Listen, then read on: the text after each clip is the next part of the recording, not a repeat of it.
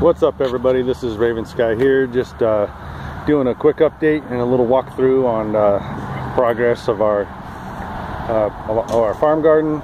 And we finally got the mustard greens and the Swiss chard and the cabbage and all of the stuff we had growing in our original pots way over in the corner. Finally got those transplanted. The mustard greens are ready to harvest. So if any of you out there are interested in mustard greens, we have these fresh cut mustard greens you can come and get, and we'll just cut them right out of the pot. The Swiss chard also is ready to go. We actually had our first customer the other day for the Swiss chard. So we just came out here and cut a bunch of it and sent it right on inside. This is our purple cabbage, looking pretty good. And then this is our cauliflower, I believe. No, this is more cabbage. Looks like we got a whole nother line of cabbage here. So this is going to take a minute to come to fruition. Here are some of the bigger cabbage that we have. I got most of the drip line set up. We had a few small modifications that delayed the progress a little bit, but not so bad. Came up with a really good system. It looks like I need to get the dosatron and the fertilizer back on here as well, because some of these, this is what you get when you don't don't fertilize your plants. Looks like we're running into just a little bit of that. Some of the bottom leaves, or some of the original leaves anyways. So we're going to be hooking up the dosatron tomorrow, I believe, and getting that all back in order.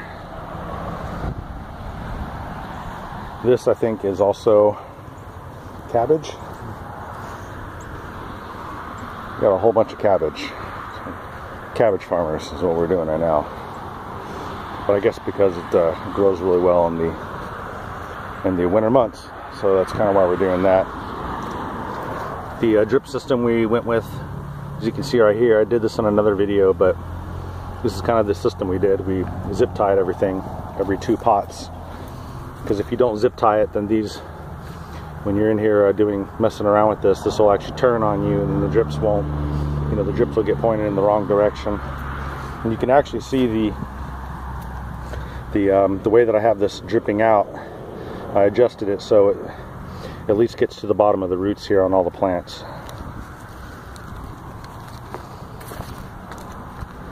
Cabbage is looking pretty good. I think this is the remains of it. And now we're getting into broccoli here. This is our broccoli that we're growing, and I actually have these watering right now, as you can see.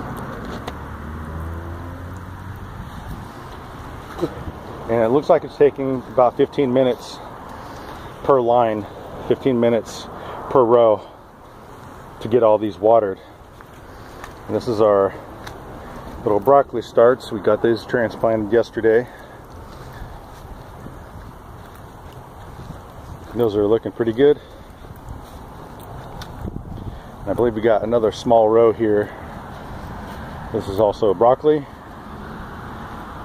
And then looks like we're coming up on curly kale. And that's some pretty cool stuff. We don't have a whole lot of it, but I actually planted 4 plants per pot for the curly kale. I think there's plenty of room in these big pots for 4 curly kales to all grow up together. And it looks like this is our first planting of arugula. These guys here. It's a finicky little plant. I just got those done today, so I'm hoping they start perking up here in the next few days. And these 3 pots here, 1, 2, 3. I got this is a Nero Toscana kale. If you look that up on the internet, it's actually a really cool looking kale plant. It's not real bushy, but it kind of grows up, probably gets up like this high or so, like 1.5 feet, 2 feet maybe. It's pretty cool. And then here's some more of the kale, I believe. Yep, and that's the end of our kale. But I've got a whole bunch of these 6 to 7 different plants, 6 or 7 plants planted, put in each one of them. And I'm I hope these grow up well, because the way that they kind of got stressed when they were little babies and stuff, because I really didn't do it very well. One of the videos I did a long time ago, I kind of showed you where I had this massive fail when I was trying to grow all these plants. And these are actually the remains of what I had left out of those. Oh, this is our eggplant. You know, eggplants get really big. I mean, those suckers get, I mean, they'll get, you know, 3-4 foot high coming off these pots here. So that's why I only planted 2 per, because they will get real big. And if these little guys survive, we're gonna have some good looking eggplant in here. There's my pen. And then this is I don't have a lot of it, but we're actually kind of experimenting with. It's Rogue de Hyver romaine. That's a romaine lettuce. I don't have a lot of it either, because that was kind of part of my failed experiment, and I saved a few of them, went ahead and planted them, see how they go. And then these, not exactly sure what they are. I don't remember. No, these are the collards, collard greens. So that's kind of a quick update on everything we've been growing here. As I said, oh, this is really cool. I got this ginger plant growing. There's a little ginger root that I got out of the market, and I just went ahead and threw it in a bucket, kept it watered every day. Now it's got a sprout coming out of it. So we're gonna try to grow some ginger root. It looks like my plants are done watering. I got one more update for you. I'm gonna walk back over here as soon as I turn this off. Turn that off and make sure this is turned off, because these have already been watered. There. So the last thing I have is our tomato plants. And we decided not to grow those in the big pots. We're actually going to grow them individually in 3-gallon buckets. You can see we got the buckets already full of dirt, or the potting mix we're going to use. And what I'm actually doing to prep these is I'm busting holes in the bottom. You can see where I've drilled the holes. And I'm just using I'm using an impact drill. It doesn't really matter what you use, but I'm using this little 1-inch tip on it, and it's for drilling holes. And essentially I'm drilling holes, drainage holes on the bottom, 1, 2, 3, 4, one in the middle, and that will give us some good drainage. And if you're worried about filling up your pot too much, because we don't want to have too much water soaked in there, there's actually a drainage hole here at the very bottom. In case too much water gets in, it'll actually be able to drain out the side here. So that's just an added layer of protection for your plants. If you're scared of, or if you're not sure how much water you're getting in there, you can actually just put a hole in the side, and you'll be able to see if the water starts draining out, then you'll know you're full. And I've got all of these pots here, these 3-gallon buckets, and I probably got, I don't know, 3 times that. Way back in the corner, I've got a whole bunch more. You can kind of see them. Zoom in.